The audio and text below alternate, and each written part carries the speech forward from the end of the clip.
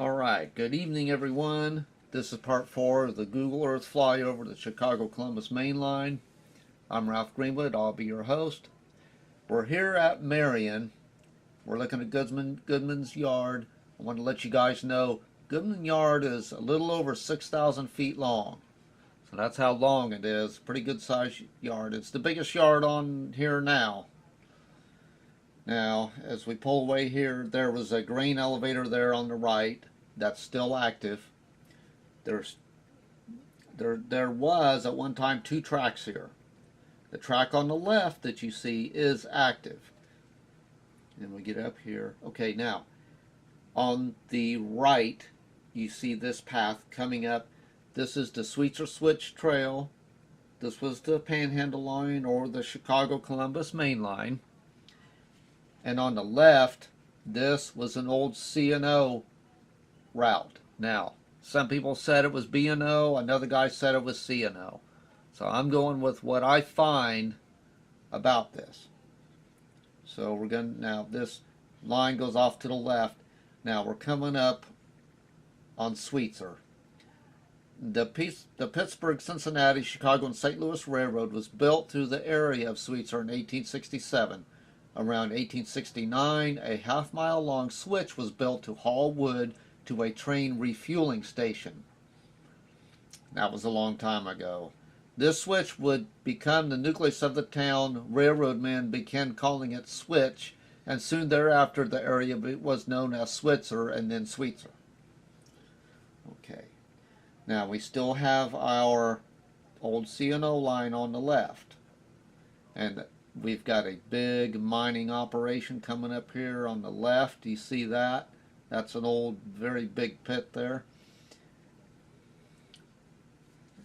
And we're coming up on, I believe it's Mayer, is the way it's pronounced, M-I-E-R. The community was named after Ciudad Mayer in Mexico. A post office was established at Mayer in 1849 and remained in operation until it was discontinued in 1928.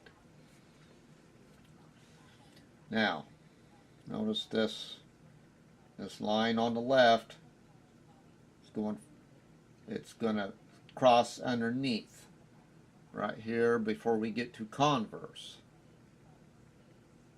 Okay, and this is Converse. Converse was originally called Xenia, and under the latter name was laid out in 1849. J.N. Converse platted an addition in 1867. And then we're going to make a curve here.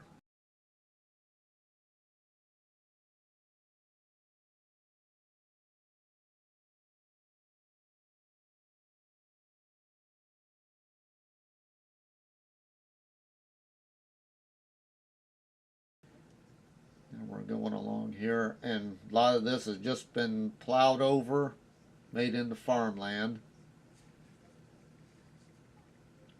And we're coming up on Amboy. And Amboy was platted in 1867 when the Panhandle Railroad was extended to that point. A post office has been in operation at Amboy since 1868. Okay. And, okay. We are going to come to North Grove.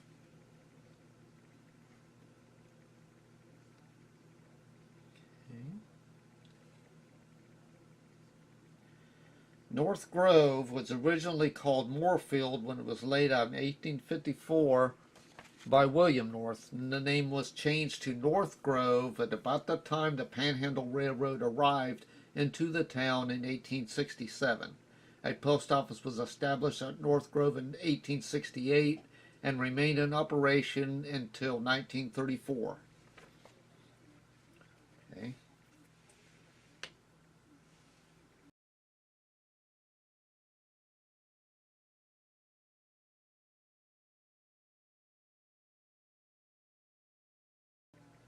I'm going to come up on Grosville. Grosville was established as a depot on the Panhandle Railroad. It was named for Nelson McGraw, who opened a small store on the site 2 years before the railroad was built in 1887. McGrawsville contained one general store, a blacksmith shop, and a church. A post office was established at McGrawsville in 1867 until 1942. And like I said, there's a lot of small towns here. The next town we're coming up to is Luray.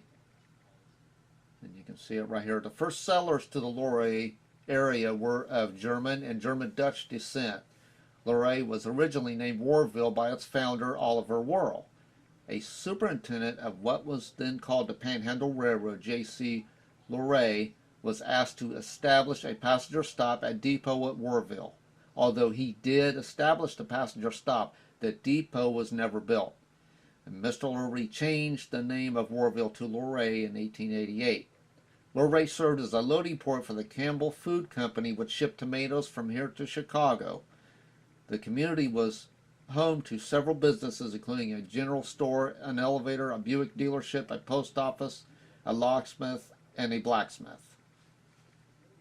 And not very many. The only thing that remains in Luray is the church, that the Luray Brethren Church, which is known for beautiful stained glass windows.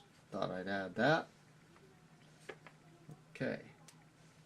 And now we're at Bunker Hill. Bunker Hill is milepost 182.3. Bunker Hill was platted in 1851 by James Myers, John Duckwall, and Alexander Galbraith. A post office opened in 1859, and the Panhandle Railroad came through Bunker Hill in 1868. Okay.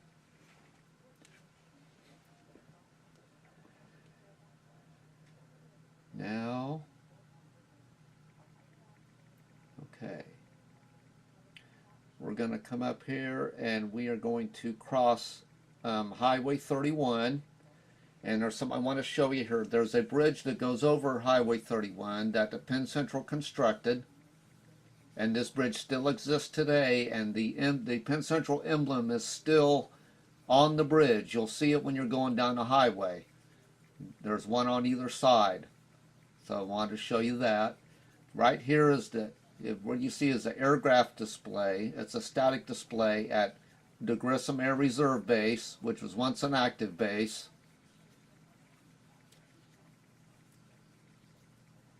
That's right there on your left. That's all the base housing. Okay.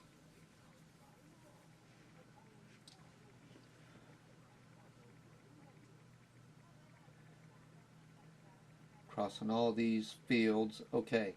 Now we're coming up on Allred, Indiana. I grew up in Allred, Indiana. I lived there from the time I was about 8 years old till the time I graduated high school. Now you see a place, you see a road going across, and here on the south side of the tracks, you'll see this Indiana Irrigation Company. That's where the Onward grain elevator was. It was on the southeast corner of Onward.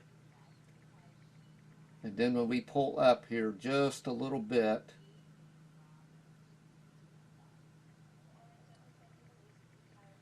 we're going to come up here. And we'll see that on the south side of the tracks, there was the Onward Lumber Company. It was right there. So, and there was some sidings there. There was also a runaround for a while. And we're going to head on. We're going to cross I think that's a tributary of the Pipe Creek there. There was a bridge there at one time. It's all been filled in. And we're heading towards Anoka. Now, a lot of the Panhandle line, or Chicago-Columbus main line, was double tracked. Right here, you will see it comes down to one track because we're getting close to Anoka, which is where it will link up with the Richmond division. Okay, now we're coming into Anoka. And Anoka Post Office was established in 1856. And the name Anoka might be of Sioux origin. They weren't sure. Okay, now we've done a curve here, right here on the left of our path. Our path is about right here in the center. That's Kent Feeds. That's been there since the 70s. I don't know what this industry on the right is, but I guess I'll have to find out.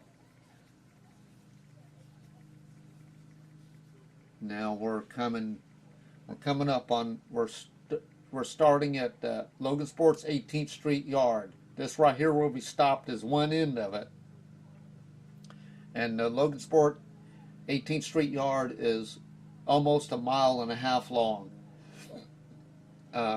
Nowadays it's only about 2 or 3 tracks left. There's like some storage tracks, and the Winnemac and Southern Railway uses it as basically as a storage area. They do run cars through there, and they run cars on the old Richmond line too. And this red line, did you see at the top of the picture? That's for another video.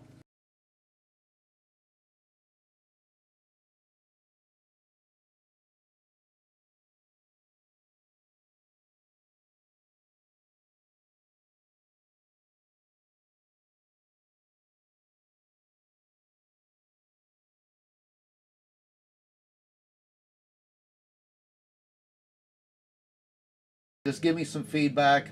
Let me know what you guys think. I want to thank all of you, my subscribers, and even the people who are unsubscribed who are watching. Thank you very much. You guys have a great evening. I will talk to you later. Thank you. Goodbye.